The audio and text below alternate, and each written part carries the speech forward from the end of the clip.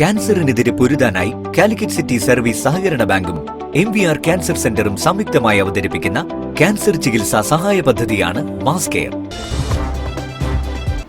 വാർത്തകൾ തുടരുന്നു. കരുവശ്ശേരിയിൽ സ്റ്റേജും ഓപ്പൺ ജിമ്മും പ്രവർത്തന സജ്ജമായി. മേയർ ഡോക്ടർ ബീന ഫിലിപ്പ് ഉദ്ഘാടനം ചെയ്തു. നാട്ടുകാരും ജനപ്രതിനിധികളും ചടങ്ങിൽ പങ്കെടുത്തു.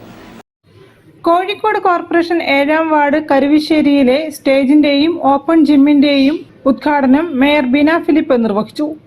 അന്നത്തെ അധ്യാപകരുടെ കഥ ഒരു ഇത്തിരി പൈസ കിട്ടിയാലായി ഇല്ലെങ്കിലില്ല. അപ്പൊ പലപ്പോഴും പട്ടിണിയായിരുന്നു. അന്ന് ഈ കുടുംബാസൂത്രണമൊന്നും ഇങ്ങനെ പ്രയോഗത്തിലൊന്നും ആയിട്ടില്ലല്ലോ. അപ്പോൾ 8ഉം 10ഉം മക്കളൊക്കെ ഉണ്ടാവും പലർക്കും. ഈ കിട്ടുന്ന ഗ്രാൻഡ് കൊണ്ട് വീട്ടില് അടുപ്പില് തീ പുകയ്ക്കാനുള്ള പണം പോലും അന്ന് അധ്യാപകരുടെ ശമ്പളം കൊണ്ട് കിട്ടൂല. പട്ടിണിയായിരുന്നു അന്നത്തെ അധ്യാപകരുടെ അവസ്ഥ.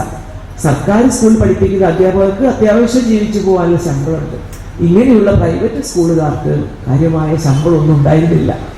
അതുകൊണ്ട് കേരളത്തിൽ ഉണ്ടാക്കിയ TB സെന്ററുകളിൽ ഏറ്റവും അധികം പോയിരുന്ന ഉദ്യോഗസ്ഥ വിഭാഗം അധ്യാപകരായിരുന്നു.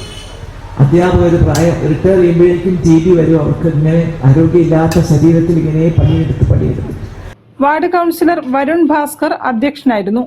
കൗൺസിലർമാരായ റീജ, നിഖിൽ, ശിവപ്രസാദ്, മുൻ കൗൺസിലർമാരായ V Sudheer, MM Latha, ward secretary Ashraf NM തുടങ്ങിയവർ സംസാരിച്ചു.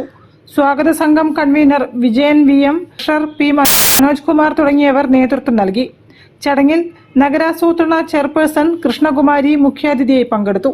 വിവിധ രാഷ്ട്രീയ പാർട്ടി, സന്നദ്ധ സംഘടന, റെസിഡൻസ് അസോസിയേഷൻ പ്രതിനിധികളും സന്നിഹിതരായി. News bureau, Kozhikode.